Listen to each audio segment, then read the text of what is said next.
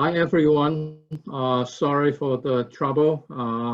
So got the 5 minutes delay, and I'm going to start right away. So today I picked the topic as fiber optic transceiver selection, and it's all because for today's technology is quite challenging to figure out what is wrong. So I just want to point it out to you in this slide. They are all determined by the following factors. First one is the data rate, right? You know, there's right now like a 50G, 100G, 200G, and 400G is they are quite mixed together. And I think it would be good that if we look at the form factor and together with the data format, both of them will help to figure out what's going on. So the form factor, nowadays we have SRP, SRP plus, SRP 28, SRP 56, and then the SRP 56DD, double row, and QSRP plus and QSRP 28, and then QSRP 56. And then not talking about the QSRP DD, which is equivalent to the OSRP, and CFP8 is all stand by itself. So let me just say again, if you put in the data format, everything makes sense, okay? And then of course, there are variations in the optical connectors, right? LC duplex, MPO, CS duplex, SN duplex, and I will explain those later on. And wavelength, we have a short wavelength, 1310 and 1550 plus the CWDM and landed WDM also, and transmission distance all the way up to 80 kilometers for CR. And the costs vary a lot. If you look at 1G and then you look at 400G together, the long link, it probably you're looking at a differential of about $6,000. So today I'm not going to talk about the costs. Cost is for sales department to communicate to you. And so, and I think I use this slide. This slide was like a 2-year-old. Now you can see there are new standards. So you can, and I'm going to point out the standards here. SRP 56, QSRP 56, and QSRP 56DD. They are all PAM4 standards. And for 50G, for 200G, and for 400G. So, and down here is OSRP. So I'm not going to talk about OSRP because it's very quite close to QSRP 56DD. So yeah, so I move on. And here is the slide I was talking about. I want to go through this carefully so you can understand. When you put the data rates, form factor, and the data format together, 3 variables together, you are able to figure out what's going on. So let me start with the first line, 400G, QSRP-DD. Basically, is what they call the from the host, the signal, the electrical signal is called 400 RV8, 8 designated 8 data links. And you can see it translates to 8 times 26 gigabytes PAM4. So if you remember, gigabyte times 2 is equal to gigabits bits per second. So basically it's 8 times 53 gigabits per second PAM4. So you mix everything together, we talk about 400 gigabits per second PAM4 on the optical I/O, right? So that is TP2 and TP3. So now this one is not so bad.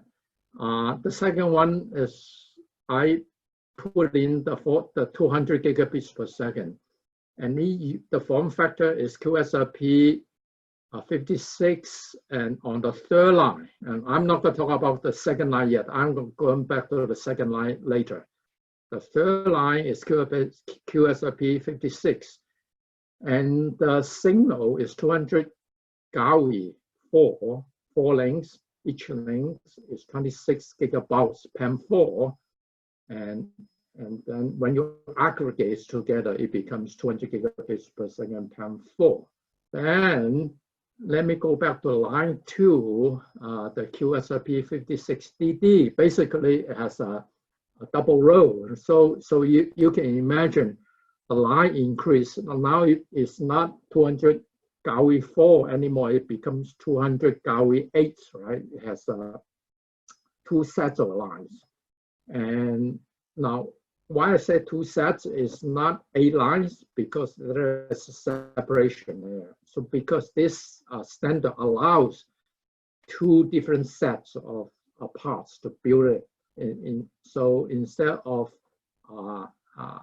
the length from 0 to 7, it has 2 sets, basically. That's what it is. So you can see on the electrical I/O, there's 2 times 4 lengths of 26 gigabytes PAM4, right? So 2 sets, remember, 2 sets. So at the end, it becomes 2 sets of 200 gigabits per second. So we don't talk about this as 400 gigabits per second, because the 2 sets are 2 identical sets, right? So they are independent. So that's why it falls into 200 gigabits per second. That's the standard case. The 4 line, as we move down, is 100 gigabits per second. It's QSFP 28. Some of you quite familiar with it.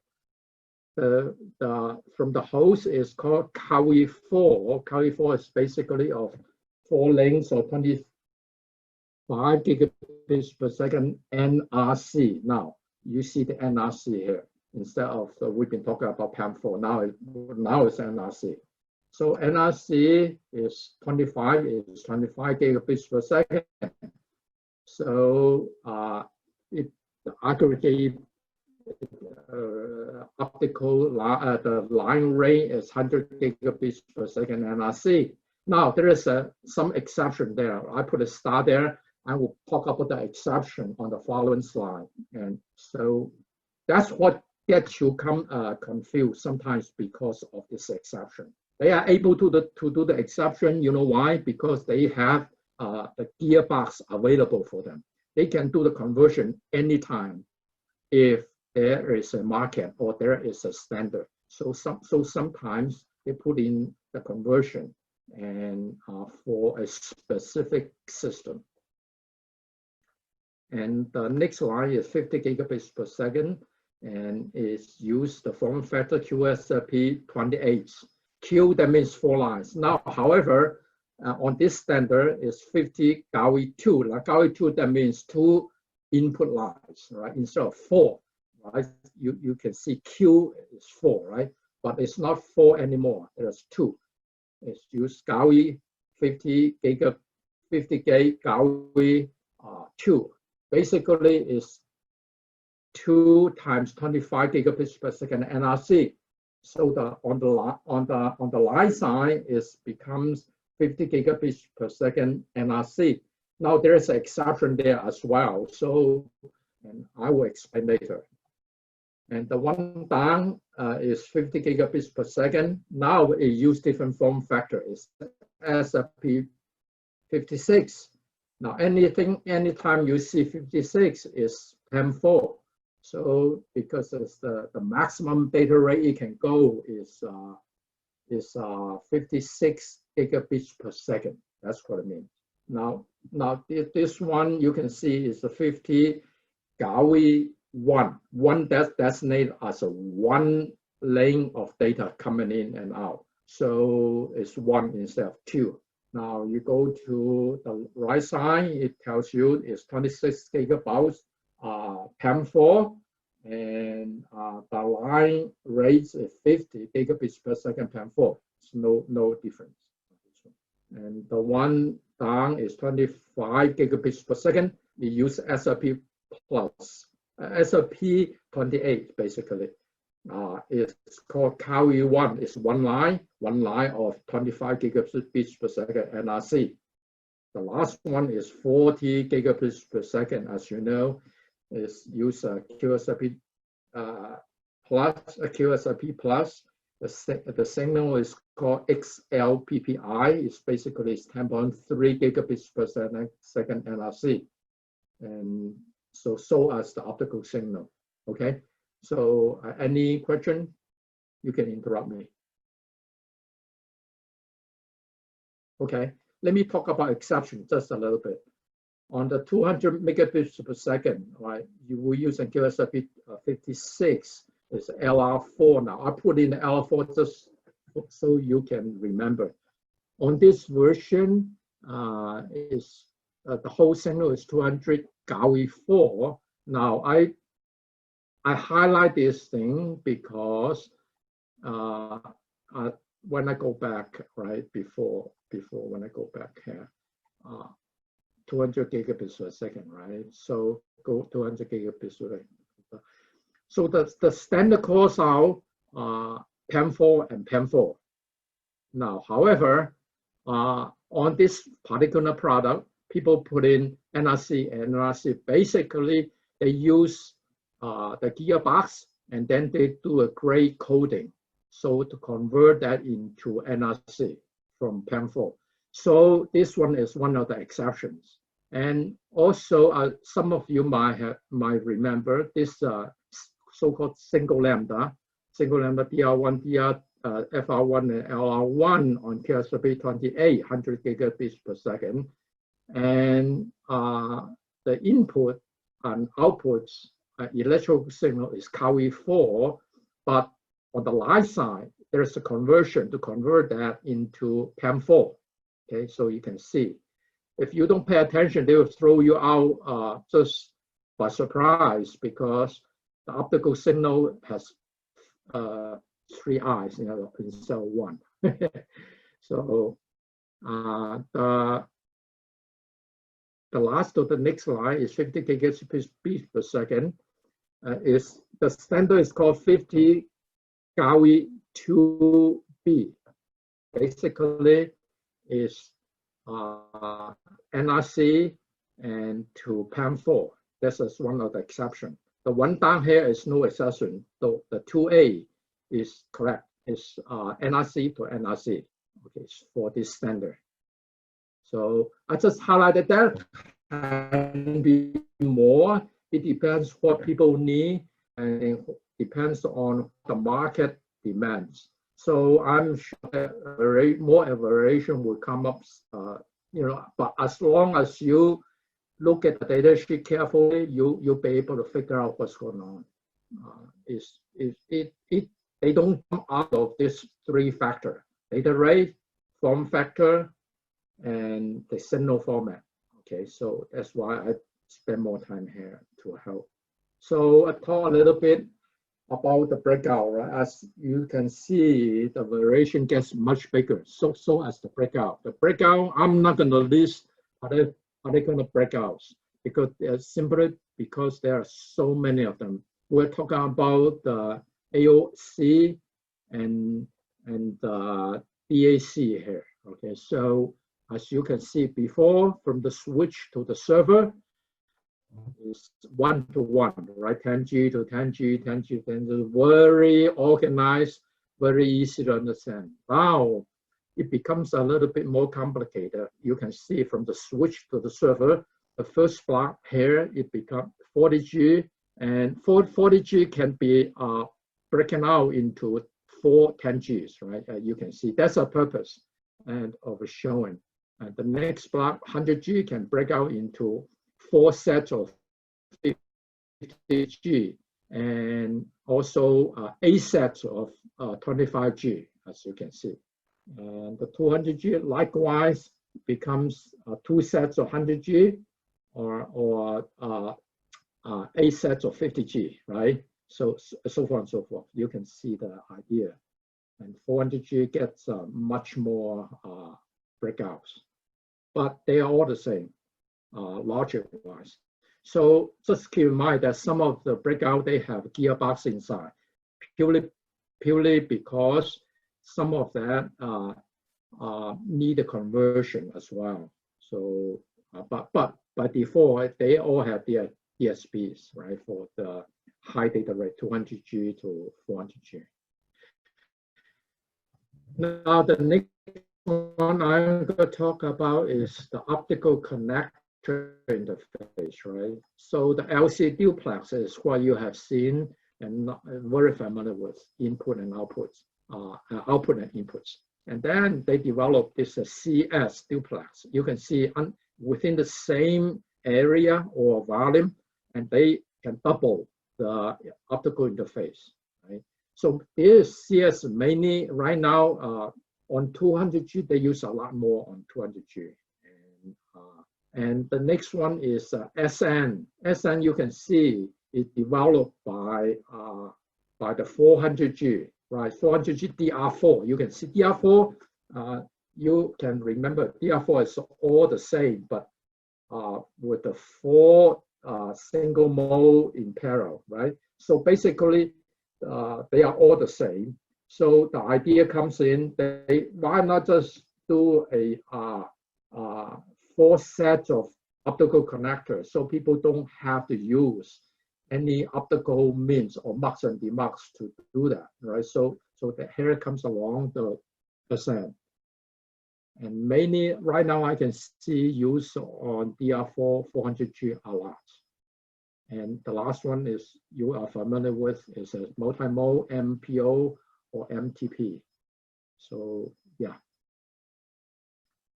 So the next slide, I just put in some examples as how people use it, pretty much like what I have said previously. The SN is used a lot by the QSFP-DD, DR4, and so forth. So because it's it's very easy, right? You can see you can go into 4 of the 100G DR4. So one module becomes 4 modules here, right? You can see. Or you can do a DR4 to 2 sets of 200G, 2 sets, well, basically is DR4, DR4 and yeah, different combinations becomes 2 sets.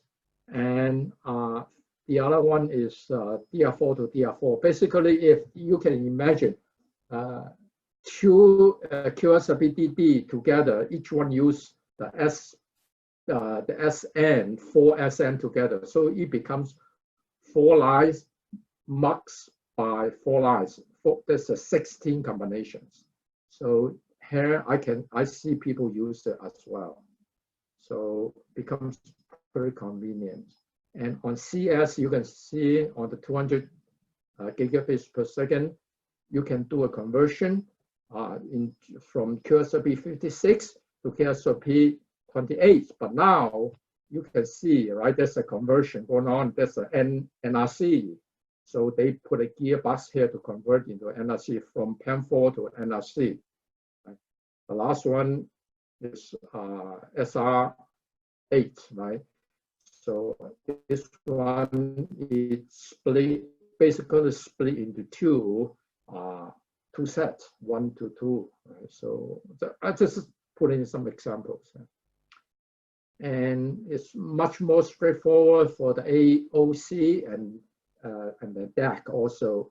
As you can see, there's only a form factor. There is no LR or DR because there's no optical mux and demux involved. So it's basically simply like a conversion from one family to the next and the conversion of numbers. So I just list that, yeah, as a thought.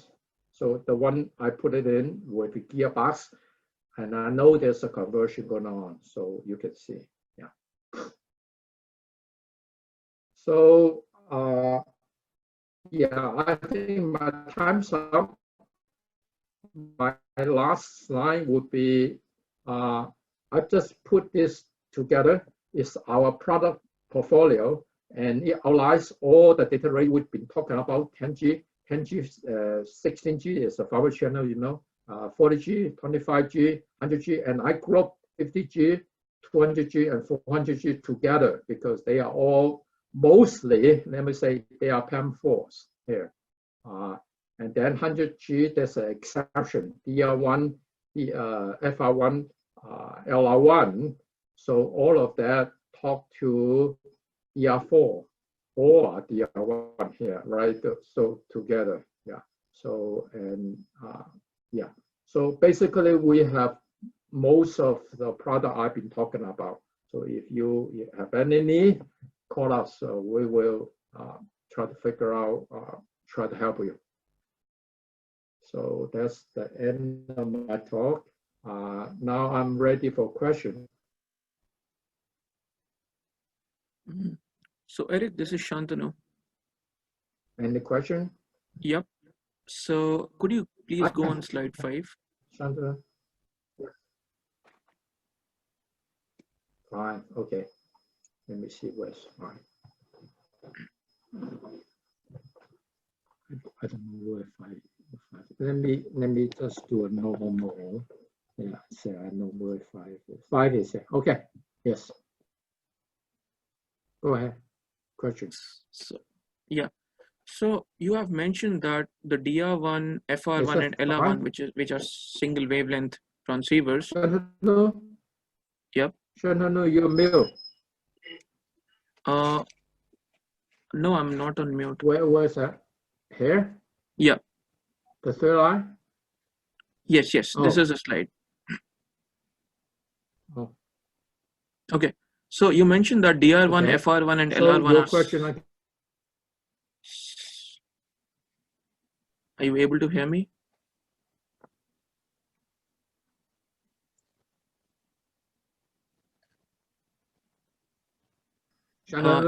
Is anyone able to hear me? Yes, I think Eric has some issues with the speaker. Eric, can you hear? Are you able to hear the question from Shantanu? Yeah, I can hear both of you. Yes, Shantanu. Okay. So see, it comes on and off. Priya. Oh. Okay, so I'll just dictate the question, and you can even after a delayed response, you can just share it out. So you mentioned on slide 5 that LR4, DR1, FR1, and LR1, specifically the single wavelength transceivers.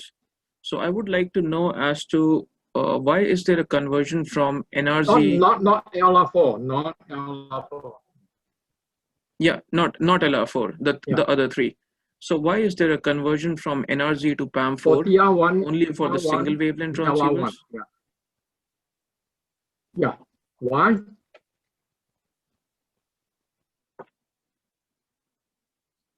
Yeah, for the thing is, this I remember I was a part of the development team, like in the other company, like 3-4 years ago.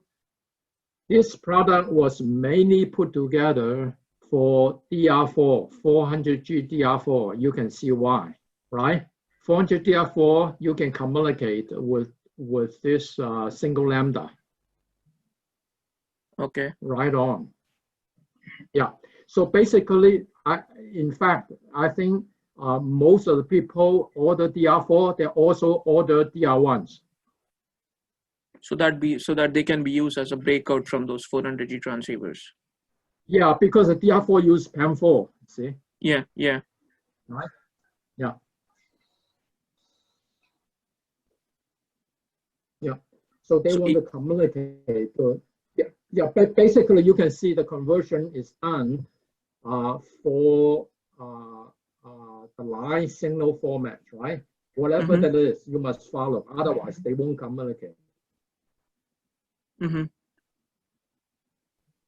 So I read that to process the PAM4 signal, you usually use a digital signal processing algorithm. So wouldn't that make it more expensive or more power consuming? Yeah. So now there is a committee going on to replace, not to replace, to do another set of CDR, which we call linear CDR, to basically reduce the power consumption, reduce the cost, and reduce the latency. And I think they are now shipping out samples for 400G. So I can see next year when they go into production, like next year, maybe the first quarter or the second quarter of next year, there would be coming out full force. So not to compete with the DSP-based transceiver, but to like complement it, right? So because you have different requirements, for different systems. For instance, the thermal requirements, cost requirements, and so forth, and the latency requirements. So it just broaden up the horizon for everybody, I think. Yeah. Okay. Yeah, that makes sense. Yeah. Thank you. Yep. Thank you.